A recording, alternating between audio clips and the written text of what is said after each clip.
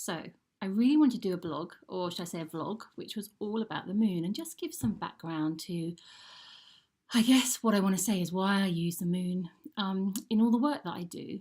Um, and I would say that my relationship has really changed over the years. So, I would say there are many times when I would look up at a full moon and not really know what it was all about. That was fine. And it was really when I was living in India and Thailand that I really started connecting. When the skies were so much darker, there was less light where I was living. So actually, the lunar light really started to make a difference in the skies. I realised, if I was sitting on the balcony and there was new moon, as in there was no moon in the sky, that there was a lot less I could do. And when there was a full moon, I just noticed that people seemed to be on the beach, they seemed to be around more. So I really started noticing that there was a real shift in people's behaviour regarding what was going on in the moon.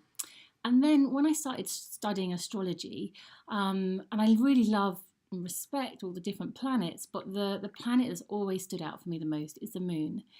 And I realised quite soon how actually easy it was to follow the moon cycle. You don't have to be an expert, you don't have to train in it. It's actually something that's so natural. It's something that our ancestors would have just done without even thinking about it. If they were living in a time when there was no artificial light, then their lives were very much dominated, especially in the evenings, by what the moon was doing. And I guess we've got so used to it being dark, we can just turn on the light. It doesn't affect us in the same way. So I guess the point I was trying to say there was it's something that is really, really easy to do. And I've noticed that when I follow the moon cycle, life has this flow to it. It has this ease. I feel better in myself. And when I'm not flowing in it, when I'm kind of pushing against a kind of brick wall, as it were, when I think, well, I need to do this now and I can have impatience, I don't want to wait next week. What I've noticed that anything I'm trying to create in that space, I have to end up redoing it. It's certainly not my best. I'm not opening up to the sort of the magic of the moon, as it were. So I guess that's why I always will use it. So if someone comes for a massage, I'll just be aware of what's the moon's doing and tailor a massage accordingly. If I look at the work that I want to create, I'll always go, right, when is the best time to start? Because everything has its own natural cycle. So I thought this might be a really lovely time just to mention what that cycle is again. Because it's just great that each month, well, every 29.5 days, it's not quite in tune with our own calendars.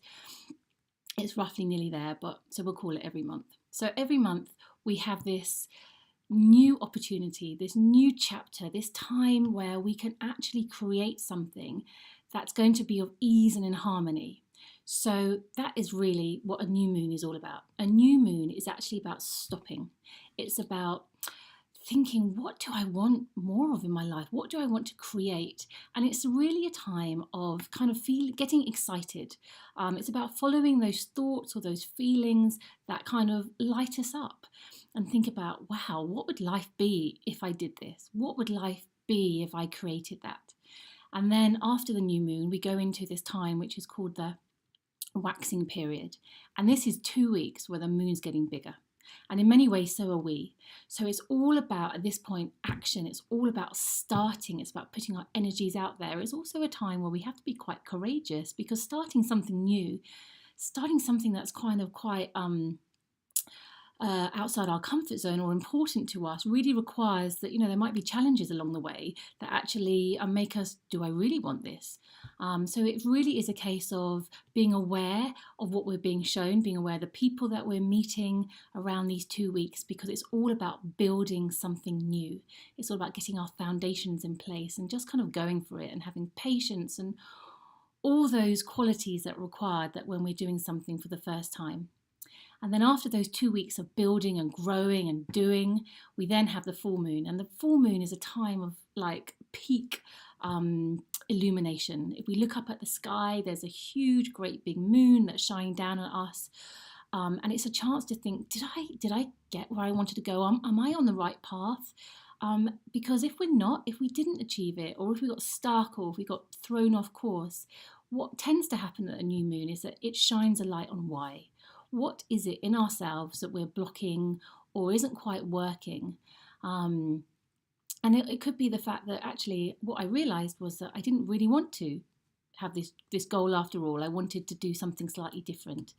So it's a time of a full moon is a time for celebration, but it's also time for just to be aware of what information is being shown to us. I find it fascinating on new moon. I find it really interesting what I see in my life that perhaps I've had a blind spot to. And then the next 2 weeks, we go into something which is called the waning phase. And this is all about kind of like closing down in many ways. It's harvesting, it's putting what we've learned, all those lessons out into the world. It's about letting go. It's a time where the moon's getting smaller and so are we. So it's easier to release things. It's easier to kind of do a detox or a cleanse at this time. It's not easy starting anything. I speak from experience when I think, oh, I know, but I just want to do it now. And if I'm trying to start something in a waning period, it's really hard. It's just hard to get the momentum. It's just not naturally there. So if you can put anything off to starting into the new moon phase, it will have so much more ease and flow. As I said, these 2 weeks are all about shutting down, closing down, getting all those messages, letting them kind of like really bed into our bodies. And then especially those last couple of days before a new moon, that is a time for just sleeping, for resting, rebalancing after that cycle, so that actually we can really recharge ourselves, so that when that new moon starts, the whole new cycle, we've got the energy. We're not kind of dragging ourselves into a whole new cycle feeling exhausted because we've just been so out of flow. So that was a kind of whistle stop tour about how we can follow it. And I think my one key message is you don't have to be an expert in astrology. You don't even have to make a big point of kind of looking out at the sky every night and becoming obsessed about what the moon's doing. It's just about remembering some key points. Just about, this is a time for growing, this is a time for resting, this is a time for starting.